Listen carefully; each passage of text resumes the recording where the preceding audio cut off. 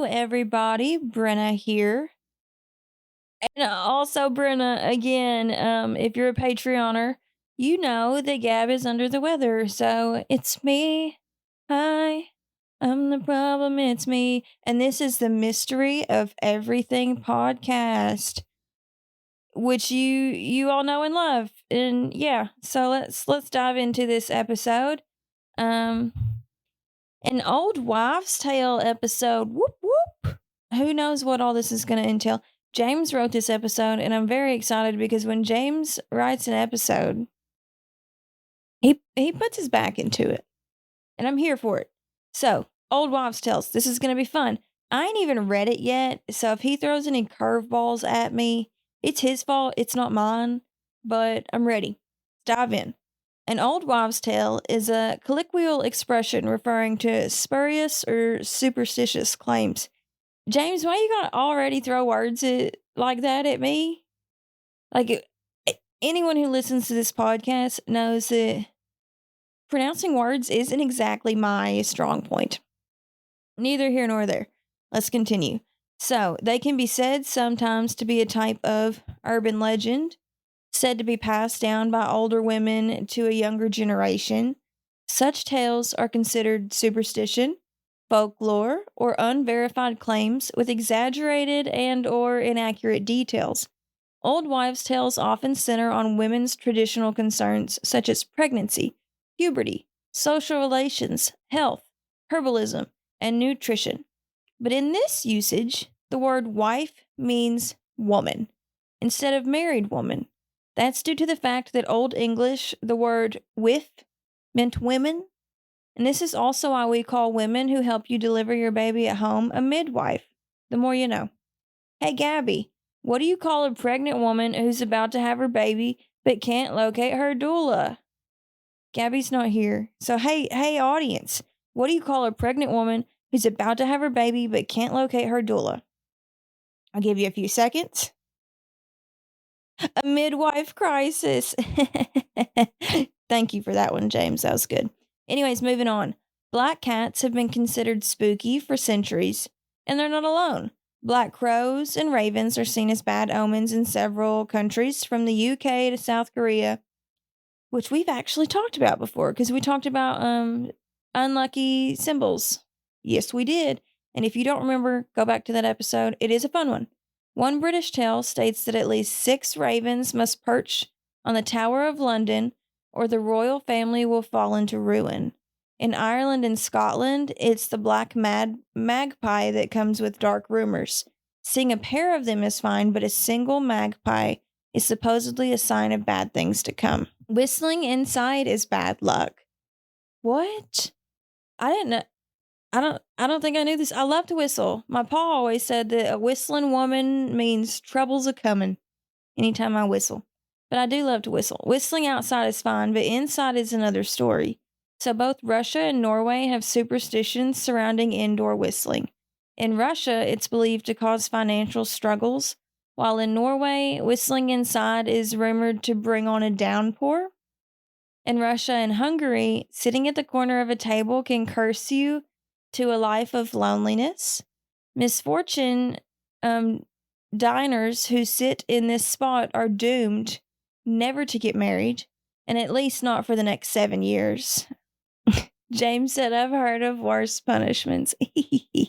Tee-hee-hee. Purses or wallets laying on the ground do seem like bad luck for people who lost them. In South and Central America, some people believe that allowing your purse to even brush up against the ground will bring on financial ruin. That explains things. That explains everything to me. It's all starting to come together. It's all making sense now. There seems to be a mistrust of the ground in general. Other superstitions suggest that sitting on a cold floor can cause a woman to become infertile. What? I sit on a cold floor all the time. Sometimes I even lay on cold floors. It feels good on my face. I have hot flashes, and I don't know. I like the cold. The cold is good. If someone has ever complimented your new ostrich hide boots, only for you to then spill hot coffee on them, it may be the work of the evil eye.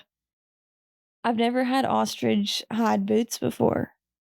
I do have, I think, alpaca fur beanie that I don't know why I got because alpaca fur is itchy. It's soft, but it's itchy. But I do have a beanie like that, and it was kind of expensive, and that's like my fancy thing I own. That's neither here nor there. In Turkey, people wear a white and blue amulet that looks like an eye itself to guard against the effects of the so called evil eye. Similar protective charms can also be found in Greece, Morocco, Iran, Afghanistan, and Egypt. This one's supposed to be addressed to Gab. Gab, you're not here. But it says, Gabby, do you believe in the evil eye in Trinidad? Thought I heard you mention that in a podcast episode before. I might be mistaken. I feel like Gab believes in the evil eye in Trinidad. I'll ask her in the next episode because I'm very curious about that. And I believe also my sister-in-law, she's from Spain, but I think she believes in the evil eye too. Not really sure. Another one that is cutting your nails at night brings bad luck. Actually, it's not that strange at all when you think about it. Today we have electricity. Cutting your nails at night is no big deal because we have plenty of light to do it, but in the past that wasn't the case. And sharp knives or scissors were once used to trim nails. And as you can imagine, that led to some unpleasant accidents when done in the dark. Lack of hygiene also made people more susceptible to serious infections. Since this was an issue for just about everyone, it became a superstition in multiple countries, including Turkey, India, South Korea, and Japan. That does completely make sense. Trees are cool, but what does a table have to do with luck? The tradition of knocking on wood to prevent a jinx started way back in medieval times. The church was a big part of life in medieval Europe, and people were eager to get their hands on anything they believed was holy or blessed. The easiest way to do that was by touching the wood that the church said was from the cross. So, since it might be a bit of a challenge to get a piece of the true cross, people eventually just started knocking on anything wooden. Even if your coffee table is just from Ross, giving it a few good knocks can't hurt. I don't know if my desk is made of real wood or not, but can't hurt to try. In Spain, shout out to my Olgie. My sister in law's name is Olga. In Spain, it's not Friday the 13th that's a problem, it's Tuesday. Huh. I'm going to have to ask her about this. In Spain and other Spanish speaking countries, Tuesday is spelled Martes. The word Martes originated from the name of the Roman god of war, Mars, who was thought to bring about excessive violence and bloodshed. After an empire or two fell on a Tuesday the 13th, people decided the day was a bad omen altogether. This is one of the most common superstitions that exists, and it's believed in countless countries. According to the stories, breaking a mirror causes several years of bad luck. We have talked about this one before in our bad luck episode. Why? Because some believe that one's reflection in a mirror is tied to their soul. The details of what happens when one's reflection is shattered are hazy, but they can't be good. Let us reflect on this. Amen. Get it? Let's reflect on it. You all get it. Yeah, you get it. Okay. So, ever get a bird stuck in your living room? Getting it back out isn't the most pleasant experience, but some people believe it's straight up bad luck. According to Mexican legends, a bird landing on the back of someone's chair when flying around is a sign that the person will soon die. According to legends around here, if a bird flies into your house, it's liable to shit on your furniture. I would consider this bad luck for sure. I did know about the bird one because we talked about birds in a previous episode. Lighting 3 cigarettes with the same match is considered bad luck. What? This goes back to wartime, especially to World War I, when the light from a match lit that long made the third soldier a target. That makes sense. Light and noise discipline is a big deal for soldiers when it's dark and the only thing snipers have to shoot at are lights in the distance. That one totally makes sense. I get that. A hat placed on the bed is considered extremely unlucky. It goes back to a time when doctors made house calls. Upon entering the household of an extremely ill patient, when the physician would rush to the bedside without shedding his hat and place the hat on the bed, a hat on a bed became synonymous with grave illness. True story. If I placed a hat, comb, brush, or shoes on the table or the bed, my ass was catching the belt or running from it because in my family it was considered not only bad luck but dirty people's behavior. Damn, James. That's not me saying that. That's James. I mean, it is Brenna, but that's James wrote this. Damn. No, I've never heard that one before. I mean, obviously, you're not going to put shoes on a table or a bed, or at least I'm not, because I have OCD. But a hat, comb, and a brush, never heard of that. This next one's spilling salt, another sign of bad luck. Everybody knows about spilling salt. You got to toss it over your shoulder. But it goes back to a time when salt was scarce and expensive and spilling it was discouraged. Some old wives' tales are actually rooted in the concept that food is medicine, which modern scientists support in many cases. Chicken soup, it turns out, is actually good for a cold and eases many of the symptoms. Old wives were right on carrots improving vision because of high levels of beta carotene. As for the saying, an apple a day keeps the doctor away, scientists have found that apples help break down cholesterol and contain phenol, which protects DNA. The more you know. According to this old wives' tale, if your palm itches, it foretells financial gain. This belief varies across different countries, but the underlying idea remains the same. An itchy palm signifies an imminent windfall. This is James speaking next. I'm James. And here I thought it was just meant I spent too much time in my room staring at the poster of Carmen Electra as a teen. Oh, funny side note, Carmen Electra.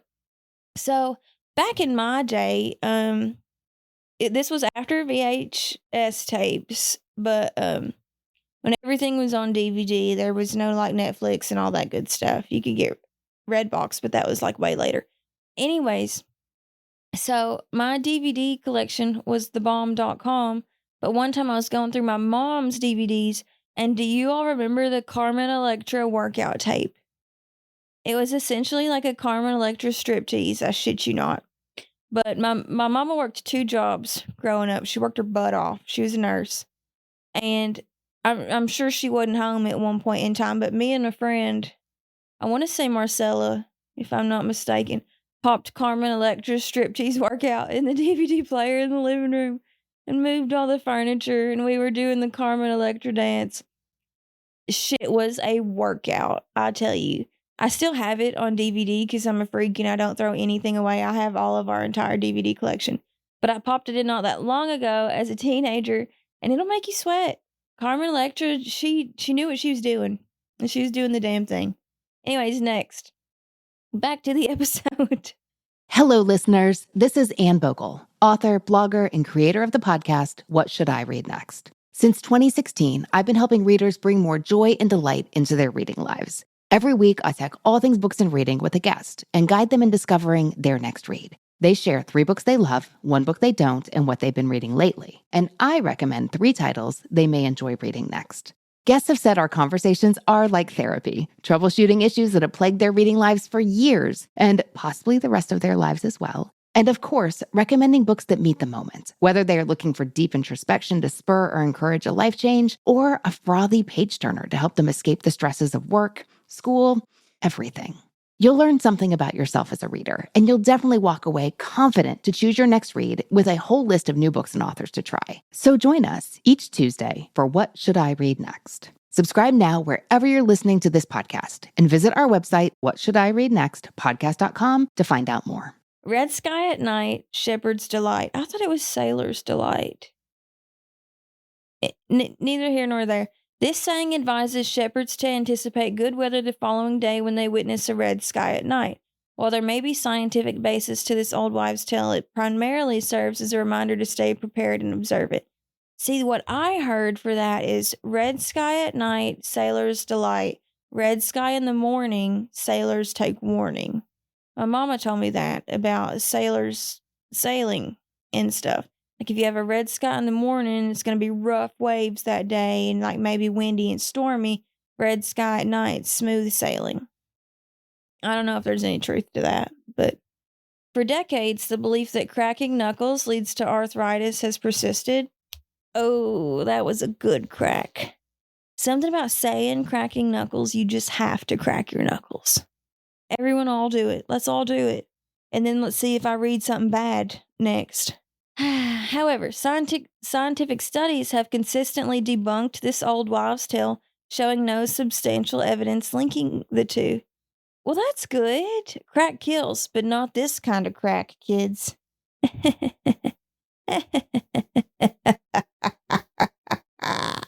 Speaking of things that can kill, in Greece, if you give a toast to someone and your glass contains only water, then it means you wish death upon them. What? Why is that? According to a Greek myth, spirits of the dead drank water from the river Lethe. They drank from it to forget their earthly lives before entering the underworld. Well, that's kind of cool, but I do understand why you wouldn't want to like clink your glass if it only has water in it. Wishing death upon them, that's interesting. I would like to look more into that. People have long believed that visiting Verona, Italy, to send their love letters to Juliet will bless them with a happy love life. Travelers head to the Casa di Giulietta, a house from the 14th century that is supposedly inspired Shakespeare's greatest masterpiece, Romeo and Juliet. It has since been turned into a museum and people still visit. And if this isn't the sweetest damn thing I have ever heard of, but there's a volunteer group called the Juliet Club. They spend hours replying individually to every single one of the letters left at the museum. What sweet angel babies. You'd think bottles on the ground would be bad luck. Seems like a tripping hazard, doesn't it? Especially if they're wine bottles and they're already empty. In Russia, however, the tradition makes more sense. It dates back to the 19th century where Russian soldiers were stationed in Paris. If they left their bottles on the table, they were charged for them. To save money on alcohol, they hid their finished bottles under the table. Fortune favors the bold, I suppose. According to the old Turkish tales, chewing gum morphs into the dark flesh of the dead after dark. What the absolute fuck? What? What? What? It's unclear if this superstition was just a way for parents to get their kids to cut down on their annoying gum chewing habit or whatever.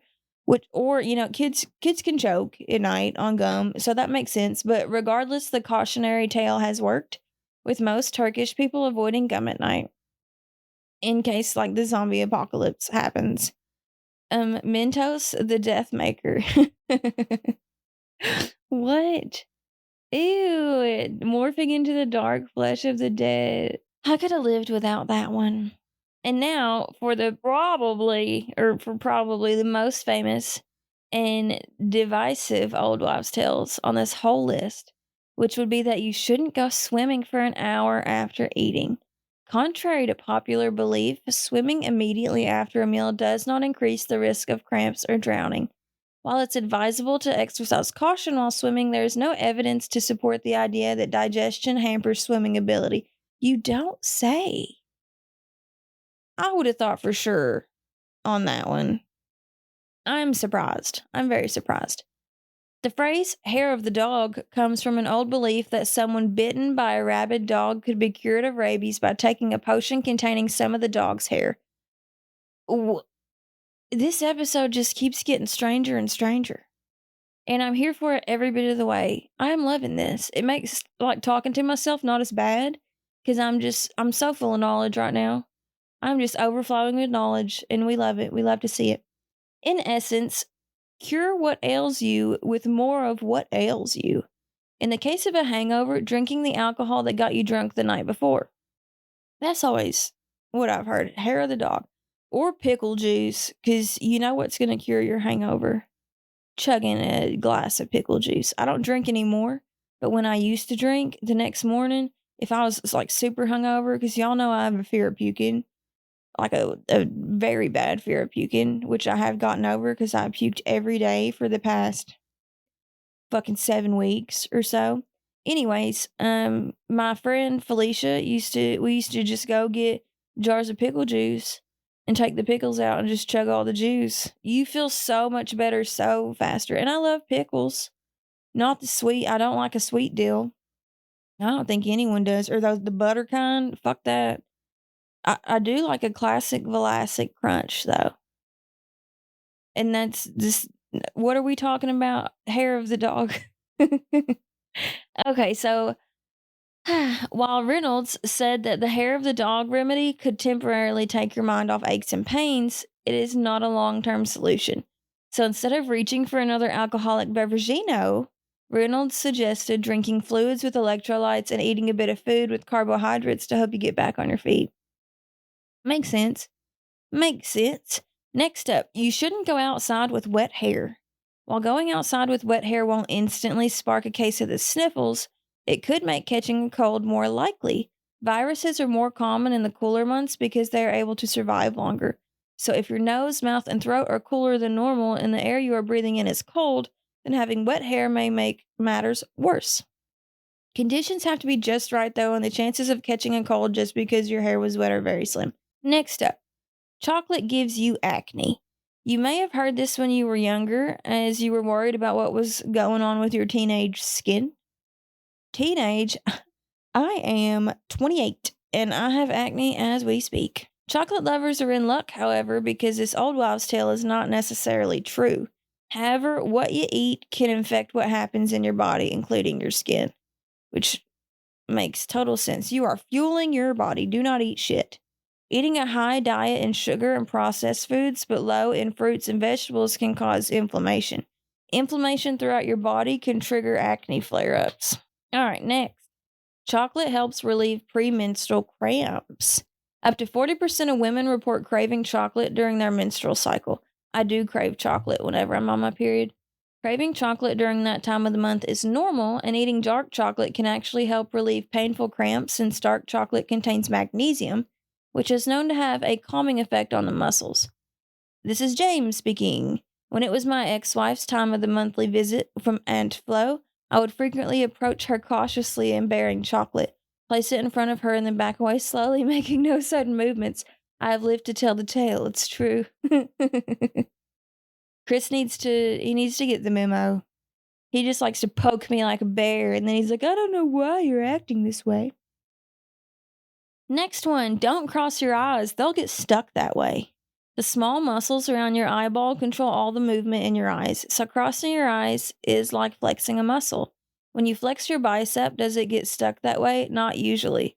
So the same goes for your eye muscles and eyes themselves. Okay, this is not about flexing or not flexing a muscle, crossing your eyes. This is not about crossing your eyes, what I'm about to say. But whenever y'all were younger, did you ever flip your eyelids inside out and then they would like stay like that, and then you could blink a few times and it would flip them back? My older siblings, one of them, I'm assuming probably Mikey, used to do that. Freaked me the fuck out. But then I tried to do it once, and I've only ever done it once, and I only ever will do it once. I did it once, and that shit got fucking stuck. And I blinked, and I blinked, and I blinked, and I blinked some more. And it would not go back down. I mean, eventually it got down because I was like, "Ah!" and, like, closed my eyes, and yeah, I put it back down, but just I was terrified. I was absolutely terrified and traumatized. No, you couldn't pay me to do that, maybe. Yeah, I'd probably do it for 5,000. I need money, but I wouldn't enjoy it. If you swallow gum, it will stay in your system for 7 years. I always heard that. A common childhood tale told by parents to keep kids or to deter kids from the bad habit. This myth might actually have some truth to it. Huh. Generally speaking, gum is supposed to go through your digestive tract, but it can adhere to the sides of the bowel. Now, whether it will or how long it will stay there, no one really knows, Reynolds said. Inflammation and not having enough villi in the digestive tract to brush things away can make this more likely. I don't love that. I don't swallow gum anymore, though. I did do it a few times in high school to keep from getting in trouble. Or like if I was chewing bubble gum in cheerleading practice, and they'd be like, "What's in your mouth?" Psych, nothing. Next, peeing on a jellyfish sting alleviates the pain. I'll piss on y'all any day. No, I won't. That sounded weirder when I said it than when it was in my head. I'm sorry. This old wives' tale is certainly effective in deterring people from coming too close to jellyfish. After all, no one wants to purposely pee on themselves, or worse, have a friend do it. However, you might be surprised to learn that the tale is not actually true. It's not true. James says, my son's 5th grade class trip was to the Texas coast during the worst jellyfish bloom I've ever seen. Oh, Lord. Most of the kids got stung repeatedly. My son got stung like 4 times because he kept going in. I peed on his leg. It didn't work. There were little moaning children strewn across the beach like it was a Civil War battlefield. Thank God the pee didn't work. I don't think I would have had enough pee for all of them. It was a harrowing day. The kids still had fun, though. Jellyfish stings result from millions of stinging cells on a jellyfish's tentacles, injecting venom into the skin. After getting stung, rather than heading straight to the bathroom or commissioning a brave friend to come with you, follow a few simple steps to alleviate the pain of a jellyfish sting. First, remove the tentacles with something other than your fingers to prevent further stinging. Next, use seawater to rinse the area and remove the tentacles. Do not use fresh water because that can cause more venom to be released. Use a flat object to scrape off the stinging cells or gloves and tweezers to remove them if you have them. When you're done, rinse the area with hot water or take a hot shower to ease the pain. Failing that, you can try apple cider vinegar, which does seem to reduce some of the pain. But don't piss on it, I guess. Next up, bulls hate the color red. In bullfights, there is a traditional red flag that the matador dangles in front of his bull opponent, challenging it to charge. While many people believe that the bull chases the flag because of its inherent hatred for the color red, this is not actually true. Bulls, like all cattle, are colorblind. And you're just taunting the bull and you're pissing it off. It's not that it's the color red, it's that you're making it angry. Animal behavior and animal rights author Temple Grandin writes in Improving Animal Welfare that the retina of cattle is actually the most sensitive to yellowish green and bluish purple light. The retina lacks a receptor for red. In reality, bulls are equally as bothered by green and blue flags as they are by red ones. So, what makes the bull surge towards a flapping red flag? The bull is actually instigated by the flag's motion. Yeah, you're taunting it, you're pissing it off. If you've ever let a snack slip from your fingers, you've probably thought about following the 5-second rule. Old Brenna, all the time. Brenna that works in a laboratory full of bacteria?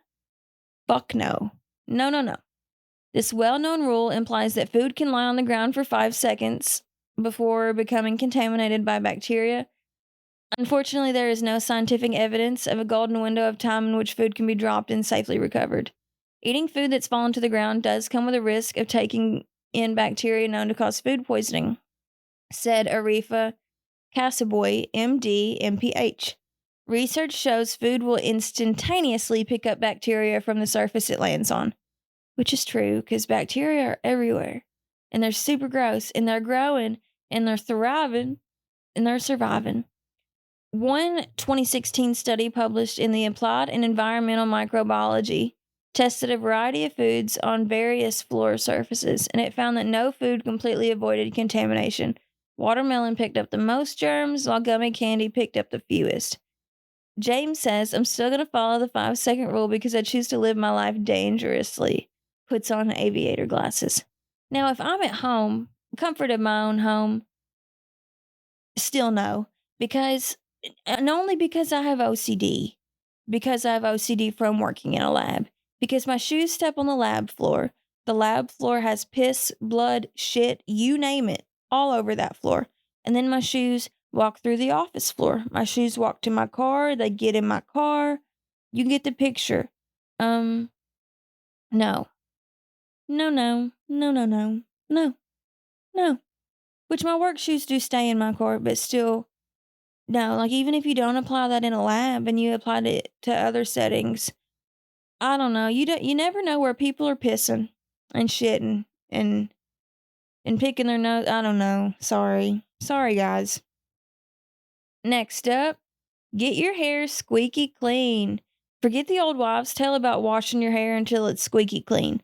Shampooing your hair until it squeaks strips the hair shafts of necessary oils. Instead, apply shampoo to the roots only and work it gently into the rest of the hair. Lather only once, rinse thoroughly, and apply conditioner unless the conditioner is already in the shampoo. It's also important you don't rinse with hot water. Huh. The more you know. I always rinse my hair with hot water, and maybe that's why I have shitty hair. Coffee stunts your growth. You may have heard this often when you were younger, each time you tried to get a sip of your parents' coffee. According to John Hopkins, the caffeine present in coffee will not affect children's growth patterns. Furthermore, limited coffee consumption is actually linked to numerous health benefits, such as reduced risk of type 2 diabetes, abnormal heart rhythms, strokes, certain cancers, and many other diseases. I love coffee, though. I will say. Next old wives' tale: foods with mayonnaise spoil faster. Turns out this isn't always true. Or when you turn your leftover chicken into chicken salad, the mayonnaise can actually help prevent spoilage. Why? Because commercial mayonnaise is somewhat acidic. Research from the Food Research Institute of the University of Wisconsin found that store bought mayo, not the kind you make at home, has acidity which can reduce spoiling. The key is to make sure the food is kept cold. Forget the old saying about starving a fever to make it go away. Actually, the original saying was feed a cold, stave a fever. Stave meaning to prevent. Fasting will weaken you just as you should be preserving your strength. Even if you don't feel like eating, you should consider trying bland foods such as chicken soup, toast, or some other soothing food. The key is to feed your body healthy foods in order to strengthen your immune system so you can fight infections. Put some brandy on your baby's gums. This is a risky remedy, and I'm pretty sure it was done on like me, all my cousins, and everybody when we were teething, probably by my granny. Most new parents have heard the old wives' tale that dabbing brandy or whiskey on a baby's gums will alleviate teething pain. On one hand, it may seem harmless to dab such a minute quantity of alcohol on your baby's gums, not to mention that you're desperate to try to soothe their pain. However, even a small amount of alcohol can be toxic to a baby and is strongly discouraged by medical professionals. Instead of this alcoholic antidote, try using natural remedies, such as massaging a warm washcloth on your baby's gums. Also, they sell a whole product for this purpose. It's called Orajel. I actually don't like Orajel. Again, neither here nor there. It's just not my cup of tea. Turkey makes you tired. Each year on Thanksgiving, as we clean the last bit of turkey and stuffing off of our plates, a wave of exhaustion hits us. Many people identify this sleepy state as a side effect of turkey. But this is just another old wives' tale. While meat does contain tryptophan, an amino acid that helps to create melatonin, a brain chemical known for making people tired. But turkey does not actually make you more fatigued than any other foods. So why are you tired after your Thanksgiving banquet? The large quantities of carbohydrates and alcohol that most people consume on this holiday are the real culprits behind this widespread fatigue. So you can't blame the turkey alone for your food coma. There are a ton of old wives' tales surrounding pregnancy. So for this last section, we're going to be talking about those just randomly, like for no reason, as one does. One of the more popular myths surrounding a baby's heart rate in the womb. As the story goes, if it's over 140 beats per minute, you're having a girl. If it's slower than 140 beats per minute, you're having a boy.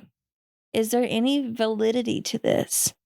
A 2006 study showed that there's no significant difference between the heart rate of female and male babies in the first trimester. More specifically, heart rates were measured for both sexes at approximately 9 weeks. Male babies had heart rates averaging at 154.9 beats per minute. Females had heart rates averaging at 151.7 beats per minute. And what's particularly important is that there was a plus or minus range with both males and females that was just under 23 beats per minute. That's pretty cool. Next, is your bump sitting up high near your rib cage? You might be having a girl. If your belly hangs down low, you might be having a boy. Unfortunately, how you carry your pregnancy has nothing to do with the sex of your baby. It's more about things like how many pregnancies have you had, your height, your weight, your age, and even your muscle tone. But what about the shape of your baby bump? Does your belly stick out straight like a torpedo?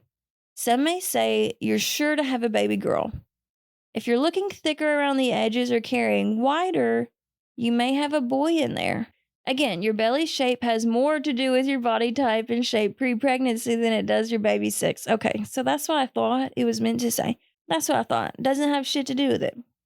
People who have short torsos may tend to see their bump stick out because there's nowhere else for the baby to go. And if your bump is wide set, it might just mean your baby is lying sideways in there. Ah, the Drano test. Oh, what? Drano?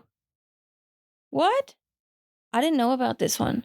For this one, you'll need a sample of your urine to mix together with, you guessed it, liquid Drano.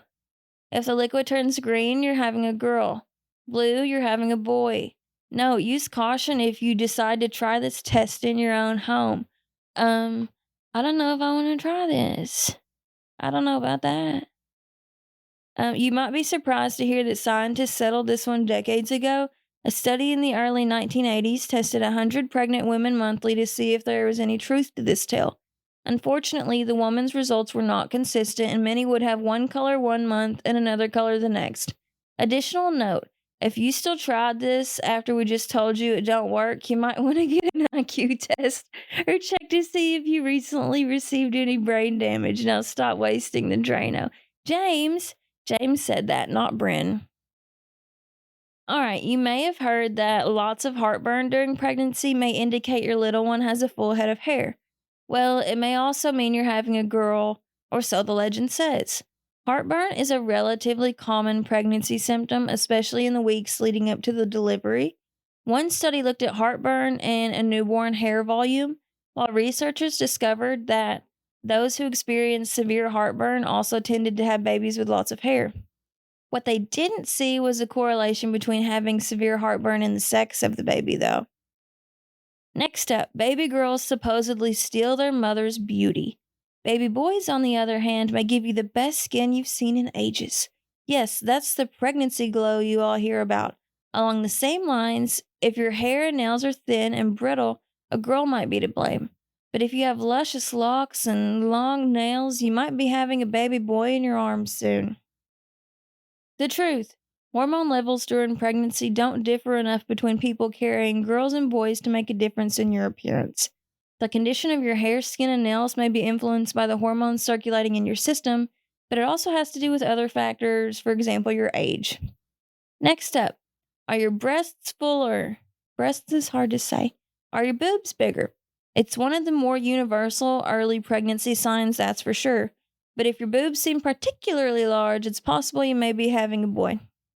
James says, I believe this one. When my ex wife was pregnant with my son, my tits got huge. Oh, that's good. That's good stuff. A 2011 study trusted source on breast size during pregnancy, and the resulting baby sex showed there is a link between larger breasts and male babies. What? In the study, the women's breast circumference was measured. Those who had a larger circumference change from their baseline tended to deliver male babies. What? You may have noticed that your breasts are more tender during pregnancy. Your nipples and areas surrounding them, your areola, may also appear larger, but darker than usual nipples may mean you're having a boy, according to some. This is not true. During pregnancy, the placenta secretes hormones that regulate skin pigmentation. You may notice that anything from your nipples to your birthmarks, moles, beauty marks, and all, they may all look darker with an extra dose of melanin. So, they may get darker and they may stay that way, but it has nothing to do with the sex of the baby. Has your significant other packed on some pounds with you? One theory says this may mean that you're having a baby girl. Logically, it doesn't really make sense that your partner's weight would have any bearing whatsoever on the sex of your baby.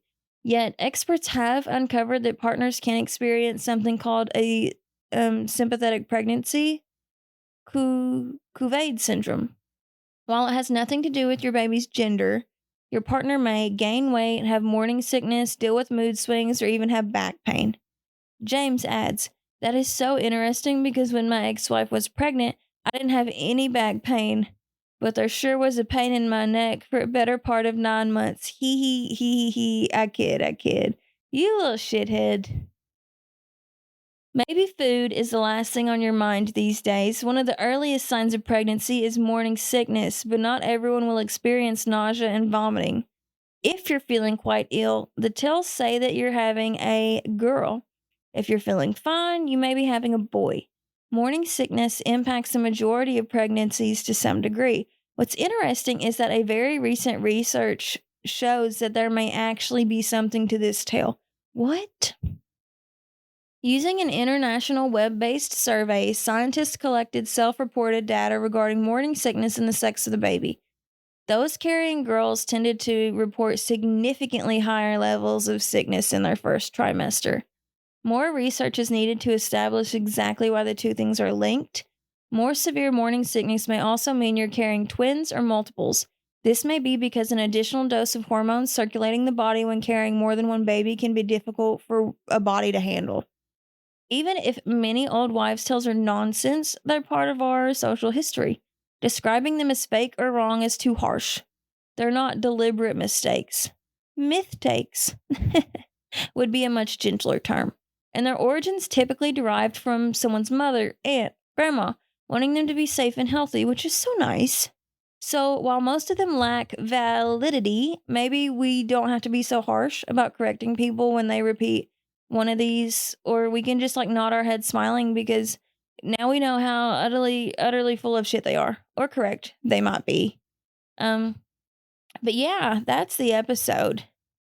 And judging by all of these old wives' tales, I'm probably having a girl. Yeah. I don't know if I'm having a girl or not, but you heard that right. I'm pregnant. This is me announcing to you guys that I'm pregnant. This is why I have been so fucking sick. I have been so sick.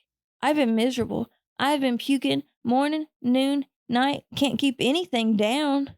Can't sleep. My skin looks like shit. I'm out of breath all the time, guys. I'm so out of breath. 0 out of 10.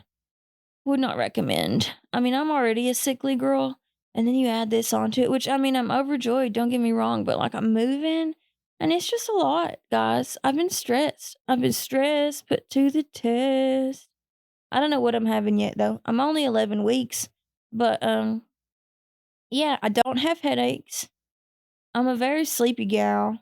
I do have acne, no heartburn, very nauseous 24/7. Yeah, so you guys let me know if you think I'm having a boy or a girl. It'll be fun. Woo! And then that's my announcement. That's why I've been so sick. Hopefully that you guys forgive me for how sick I've been. That'd be super cool. Anyways, thank you guys for listening. Yeah. And come back and listen to the next episode or subscribe to our Patreon if you want to hear the episode about 50 cryptids in the United States, one for each state. I'm going to finish the next half of the episode after the first half comes out, hopefully with Gabby because I miss her. Talking to myself is super weird. And then hopefully next episode, my office will be at my new house, so I don't have to sit in this house and be creeped out by the sound of silence. So it's weird. All right, thank you guys. Yeah, have a good one. Bye-bye.